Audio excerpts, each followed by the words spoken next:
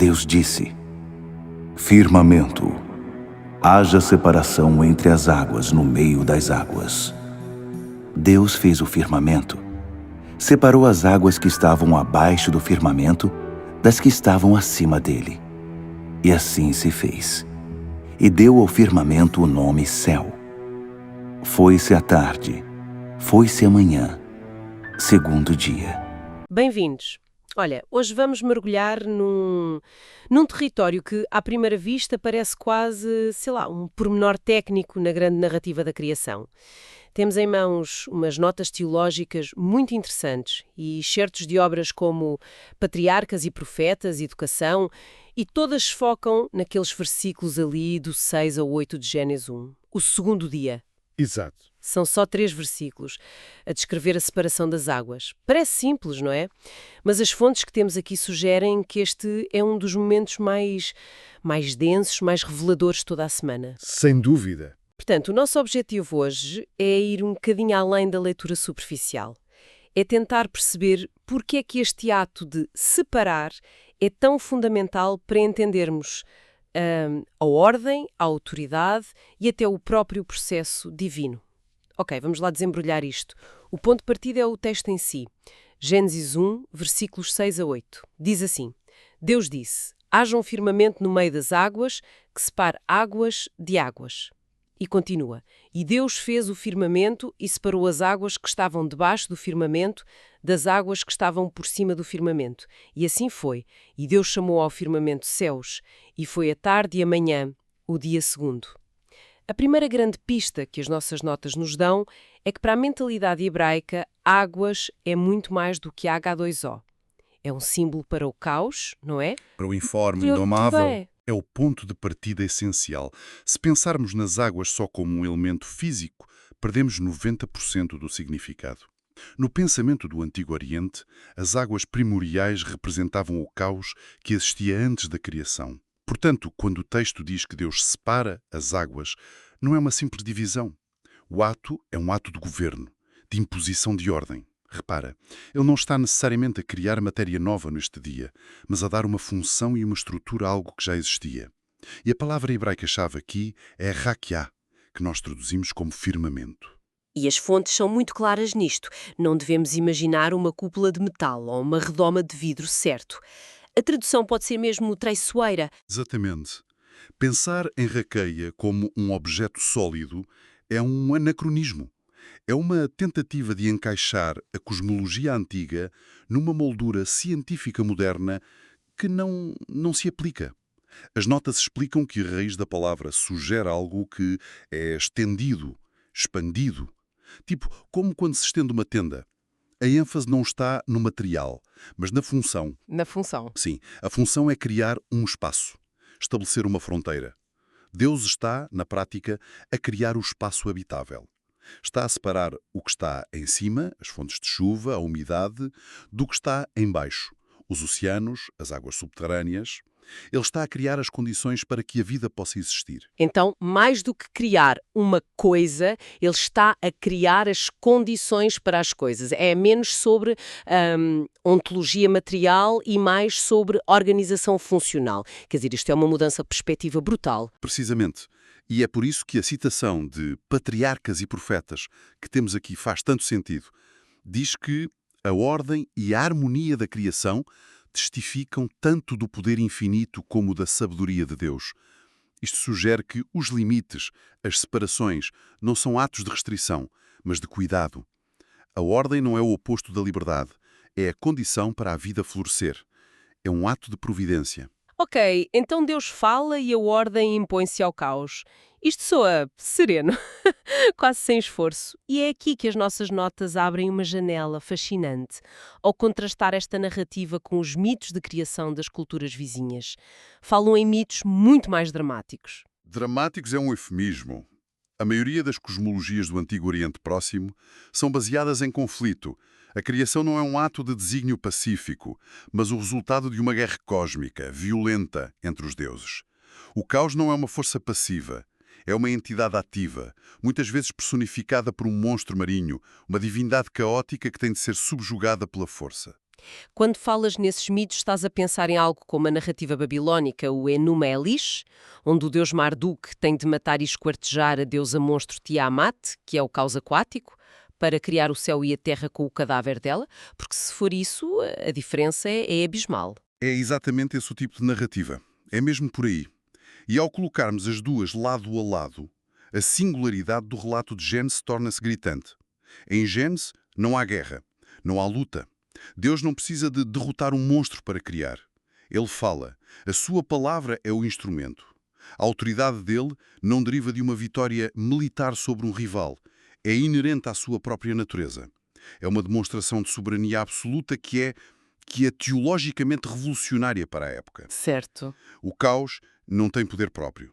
Ele simplesmente obedece à palavra criadora. Então, o poder aqui não está na força, mas no discurso, na Não. palavra em si.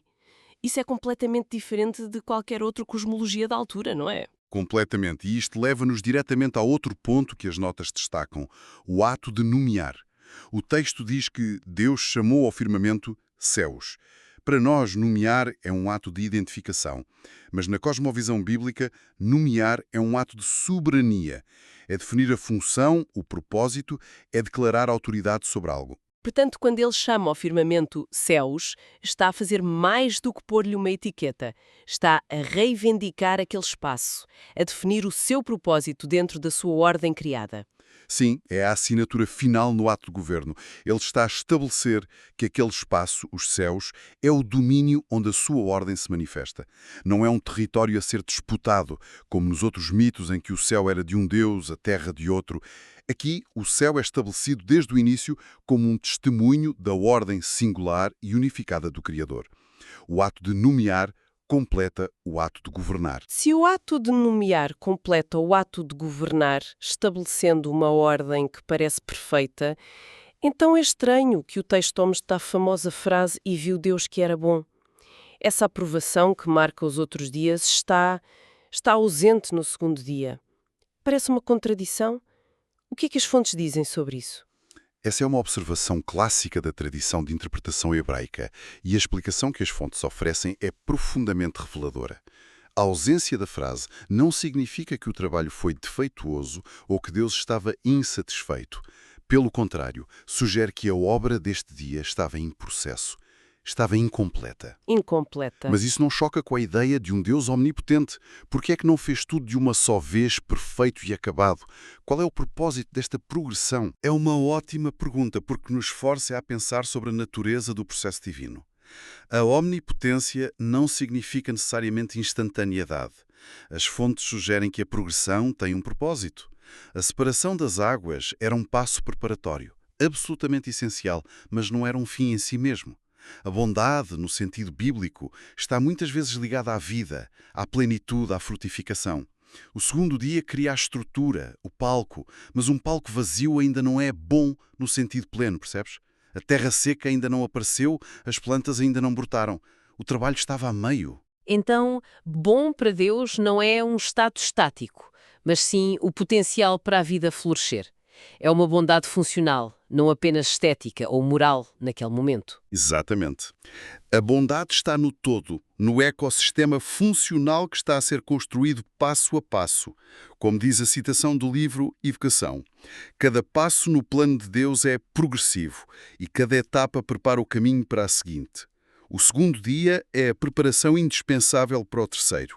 Sem a separação das águas não haveria terra seca. E sem terra seca não haveria vegetação. Certo. Há uma lógica interligada no processo. As notas tiram daqui uma lição muito pessoal, dizendo: nem tudo o que Deus faz em nós é imediatamente confortável, mas é necessário.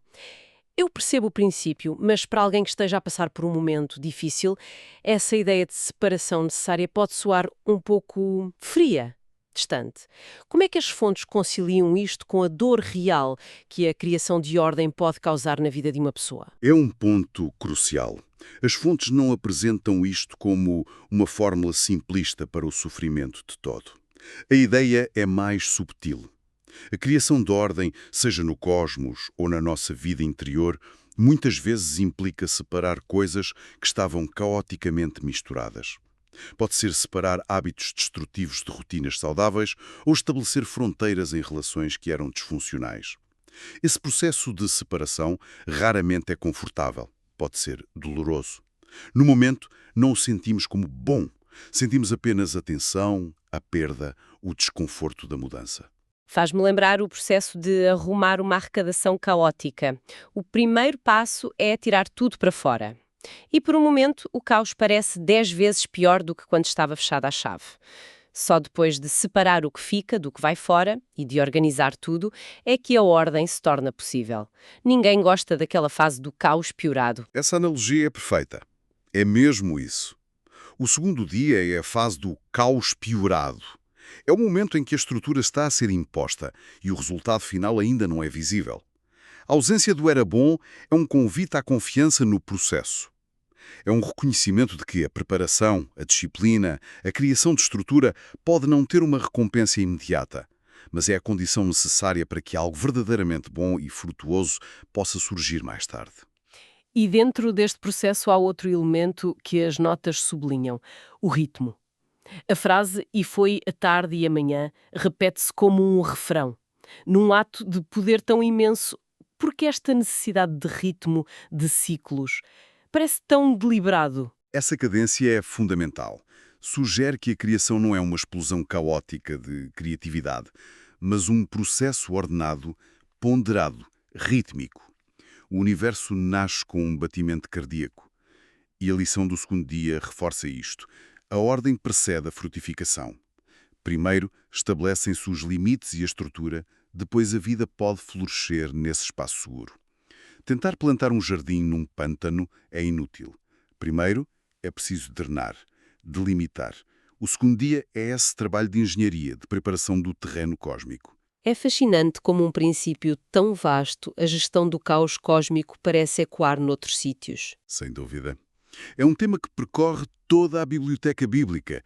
O caos aquático, governado aqui na criação, reaparece de forma destrutiva no dilúvio, quando as fontes do grande abismo e as comportas dos céus se abrem, revertendo temporariamente a obra do segundo dia.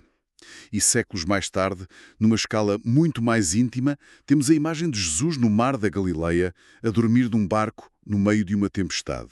Os discípulos em pânico, confrontados com o caos das águas, e ele levanta-se e diz: acalma-te, emudece. É a mesma autoridade serena da palavra sobre o caos. E é aí que tudo se conecta. As fontes que temos ligam este princípio macrocósmico do segundo dia a uma aplicação muito microcósmica na nossa vida. É a grande síntese da reflexão. No fundo, o segundo dia é menos sobre a criação de matéria e mais sobre a criação das condições para a vida. É sobre estrutura, sobre limites, sobre ordem. E a citação do desejado de todas as nações capta a implicação pessoal disto de forma brilhante. A ordem do céu deve ser refletida na vida daqueles que seguem a Deus. O mesmo princípio que rege o cosmos é o princípio que é convidado a reger a nossa vida interior. A meditação final nas nossas notas tem uma frase que me marcou profundamente. Diz que Deus não elimina as águas, o caos. Ele limita-as. Ele não as remove à força. Ele coloca-as sob a sua autoridade. Isso é muito poderoso. Não se trata de alcançar uma vida sem caos, sem problemas. Exatamente. O objetivo não é a ausência de águas, mas a presença de um firmamento, uma estrutura, uma ordem, um propósito divino, que mantém essas águas no seu devido lugar. Isto permite que a vida, a nossa identidade, se desenvolvam num espaço seguro que foi criado. A espiritualidade não é sobre erradicar os nossos mares interiores de ansiedade ou dúvida, mas sobre permitir que uma autoridade superior estabeleça limites para que eles não nos inundem. Então, recapitulando a nossa viagem, partimos de 3 versículos que pareciam quase administrativos e chegamos a uma compreensão muito mais rica.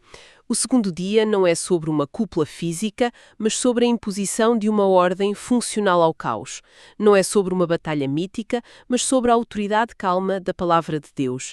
E a ausência do era bom não é uma falha, mas um lembrete da natureza progressiva do trabalho divino. E a ideia central que fica destilada das fontes é esta. O foco não está na eliminação do caos, mas na sua governação através de limites e da submissão a essa autoridade. É uma mudança de paradigma.